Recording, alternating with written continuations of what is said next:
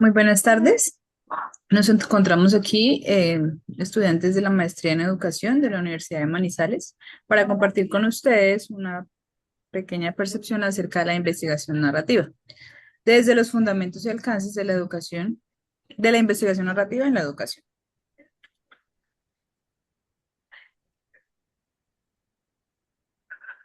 John Crowley analiza, eh, nos aporta que los educadores debemos analizar las historias individuales para comprender los fenómenos educativos desde la perspectiva de quienes los viven, dando así importancia a la experiencia humana, los relatos y el sentido que cada uno de estos participantes le dan a su percepción. La experiencia humana como el compendio de todas las vivencias crudas e interpretaciones dentro de los contextos educativos específicos. El relato como una construcción o reconstrucción de estas historias por parte de cada uno de los sujetos y el sentido como el significado profundo que cada uno de estos individuos le da a su realidad o a su percepción. Eh, Muy bien, este tipo de investigación narrativa se origina en la Escuela de Chicago, y pues la idea de ella es siempre darle mayor voz a la persona, que en este caso es sujeto de investigación, ¿cierto? Las redes disciplinares son en el siglo XX, hacia los 80 y los 90, con la intención de alejarse un poco de esa perspectiva positivista en donde el rigor estadístico pues no permitía como escuchar esas subjetividades, esas experiencias que en últimas pues tienen un valor muy grande en los procesos educativos. Da una gran importancia al actor, a la subjetividad propia del actor, a la experiencia docente y a las historias de vida. Más adelante veremos que alrededor de ellas pues hay algún tipo de investigación narrativa que se acoge más aún, cada una de ellas, autobiografía, biografía y demás.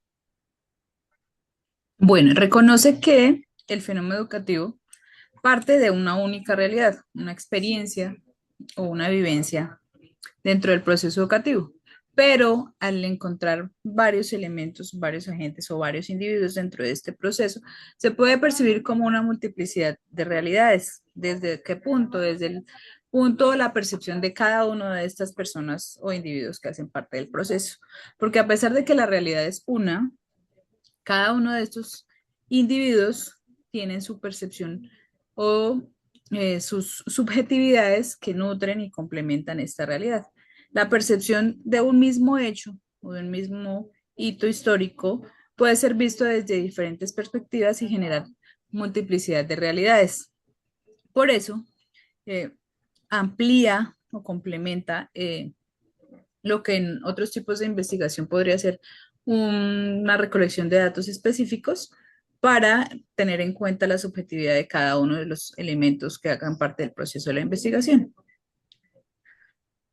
Bien, es un estilo de investigación desde una perspectiva de posmodernidad porque interpreta la realidad como un proceso de construcción colectivo, ¿cierto? No es algo que esté fijo, no es algo que esté dado, sino que es algo que se construye con la ayuda del colectivo, ¿no? Y como lo decíamos anteriormente, pues las dinámicas interpretativas son muy importantes, por eso se habla de procesos hermenéuticos. Se enfoca en lo individual, hay foco individual centrado en la experiencia biográfica e individual del sujeto. También hay una estructura cronológica, uso de relatos organizados temporalmente para comprender la evolución de los procesos. Aquí uno puede hacer uso de algún tipo de entrevista, algún tipo de encuesta o algún tipo de manifestación oral que permita que se vayan tomando datos, no entendiendo esa narración como un proceso lineal, sino como algo que se puede reconfigurar y construir desde la misma narración.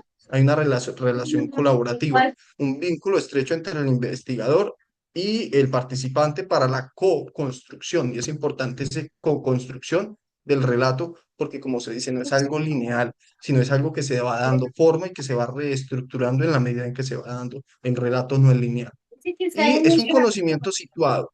producción de saberes altamente contextualizados, rechazando las generalizaciones abstractas. Recuerden que desde esta perspectiva el conocimiento es un proceso de construcción colectiva y por eso se enmarca dentro de procesos postmodernos. Además que nos especifica claramente que la realidad, como lo decía anteriormente, no es la misma para un sujeto que otro. Por lo tanto, es importantísimo tener esas contextualizaciones centradas dentro del proceso de investigación, porque hacen parte de esa percepción subjetiva del sujeto que está siendo investigado. Entonces, no podemos generalizar y decir que en todas las escuelas rurales se da la clase de la misma manera, ¿sí? Porque todas las escuelas rurales no tienen ese contexto donde se está haciendo la percepción o la observación. Entonces, por eso De hecho, es ese es súper un... importante ¿Sí? tener en cuenta el contexto, la realidad donde están inmersos los sujetos de investigación. Claro, de hecho, precisamente ese es uno de los aspectos que encuentra este tipo de investigación como un obstáculo. La generalización es muy complicada de lograrla por medio de este tipo de investigación porque se parte de subjetividades, ¿no? Se parte de la escucha del sujeto, de la experiencia del sujeto, y pues no se puede hablar de un proceso generalizador porque las realidades son diferentes, los contextos son muy diferentes. Bueno, como le decía mi compañero, existen diferentes tipos de aportes narrativos a estas investigaciones, que son los relatos autobiográficos, las historias de vida, las narrativas temáticas o las narrativas bibliográficas. El hecho de que el nombre nos indique que el proceso central o el instrumento central para la recolección de la información dentro de esta investigación son las narraciones, no quiere decir que sea el único elemento, que partimos de ahí para generar o centrarnos en la recolección de información. La narrativa como un elemento que me permite recolectar la percepción de cada uno de los eh, individuos dentro del proceso para tener en cuenta no solo lo que estoy observando de forma objetiva, sino la percepción de quienes lo están viviendo para complementar dicha realidad.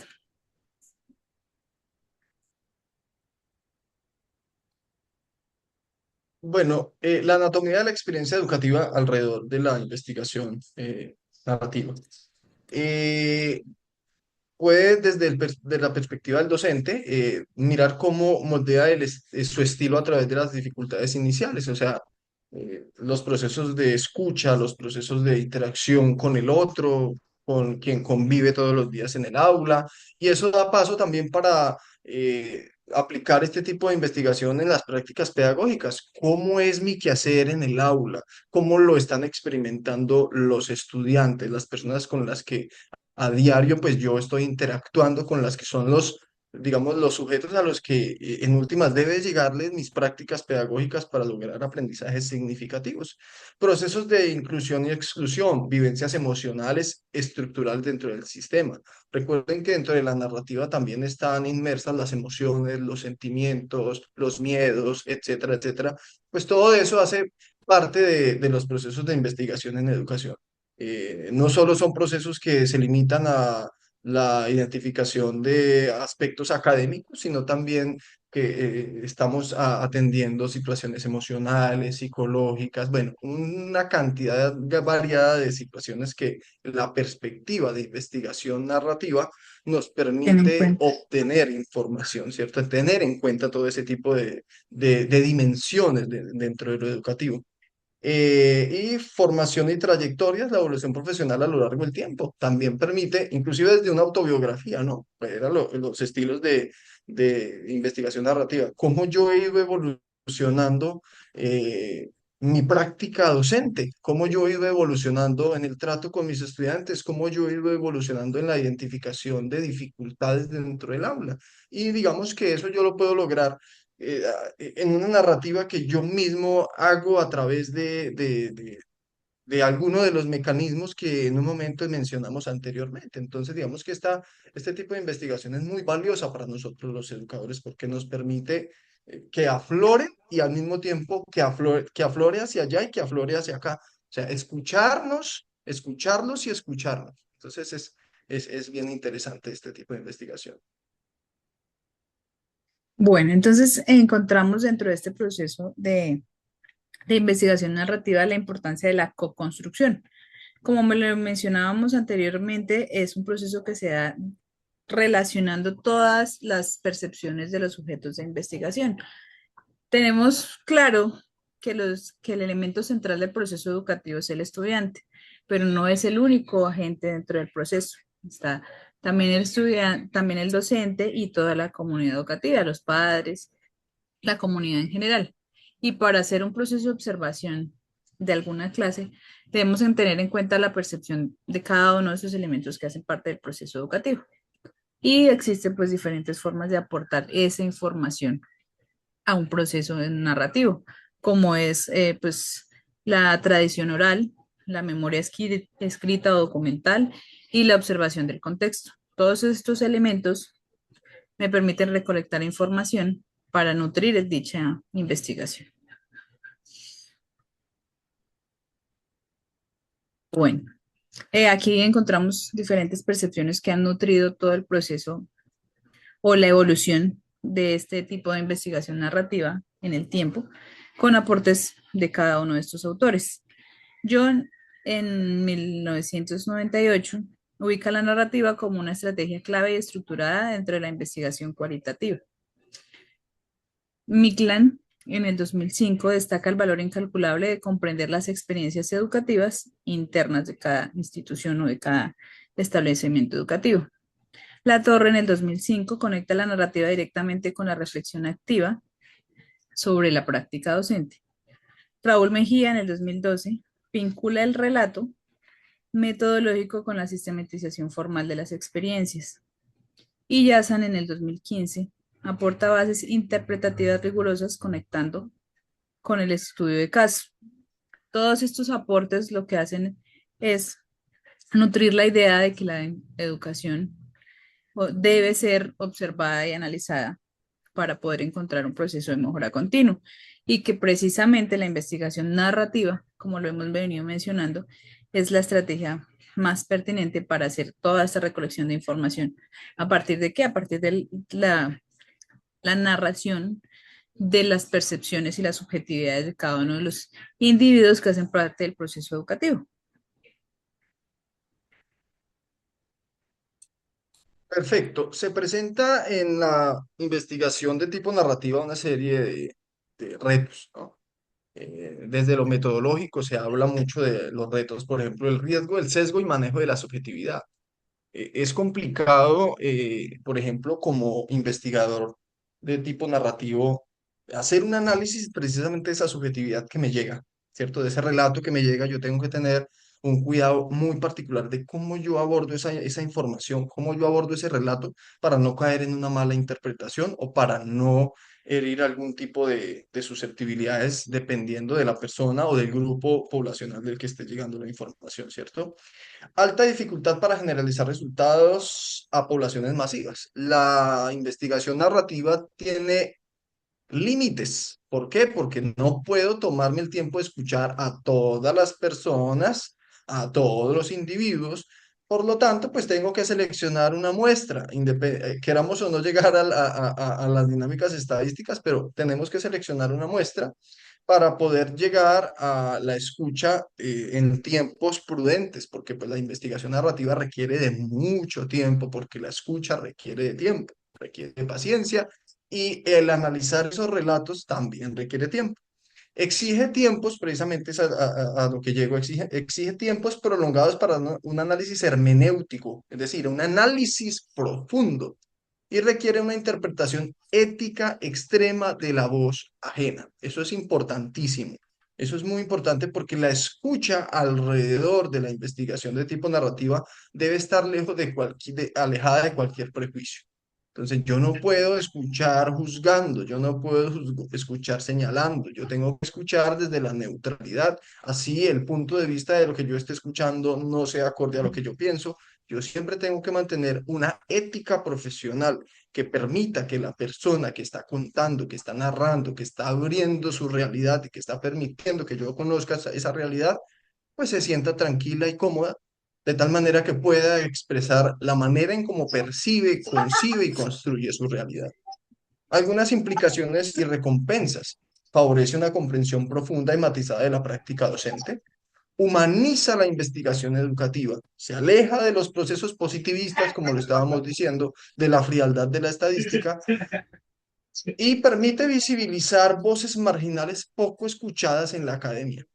Muchas veces los procesos educativos se olvidan que el elemento central es el estudiante y a quien hay que escuchar es el estudiante. Y el estudiante tiene una capacidad narrativa que uno a veces queda asombrado de todo lo que ellos tienen para decirnos, todo lo que ellos tienen para recomendarnos, todo lo que ellos tienen para mejorar nuestras prácticas, pero nos quedamos simplemente con los diagramas de barras, ¿no? Entonces mejoró, empeoró, pero ¿dónde está esa parte emocional, esa parte social, esa parte psicológica, esa parte humana, ¿no? Aporta directamente a la transformación de las aulas. Esto es importantísimo. Transforma porque permite una escucha. Los procesos educativos son dialógicos, son del diálogo, son de la escucha bidireccional, ¿no? Lo que decíamos, me escucha, los escucho. Y a partir de ellos se transforma la realidad educativa. Bueno, aportando a esto, es importantísimo que como investigadores, cuando tengamos un proceso de investigación narrativa, respetemos totalmente la percepción de la otra persona, desde donde estoy recibiendo esa información. Porque a pesar de que tenemos en cuenta o permitimos la subjetividad dentro del proceso de investigación, como investigador no debo influenciar mi subjetividad o mi percepción al análisis o a la recolección de esta información para que realmente esa información contextualizada dentro de un espacio específico pueda llegar a transformar. Y en últimas, encontramos que investigar es aprender a escuchar. Investigar desde cada uno de los tipos, formas, métodos, enfoques, lo que me permite es recolectar información, escuchar al mundo, escuchar fenómenos, escuchar sucesos. Y dentro de este proceso de investigación que lo estamos enfocando a la educación, lo que buscamos es escuchar un contexto, que es la investigación pura, la recolección rigurosa de esa información o de esa experiencia humana, visibilizar esa información dentro de un contexto que es tener en cuenta toda esa percepción humana, todo ese rostro humano dentro de esos datos que estoy recolectando para, como finalidad, transformar esa práctica docente o ese contexto desde el cual estoy recibiendo esa información. Por eso es tan importante tener en cuenta el contexto, porque para allá va mi investigación. Mi proceso es por y para esa comunidad, ese contexto educativo o contextos educativos con realidades similares que me permitan transformar dicha práctica docente. Aquí encontramos algunas referencias y muchas Y como gracias por... reflexión, me gustaría decir esto de Brunner, y es que las personas hacen narrativas, pero las narrativas también hacen personas. Parece que es ese diálogo bidireccional, finalmente lo que busca la narrativa, la investigación narrativa.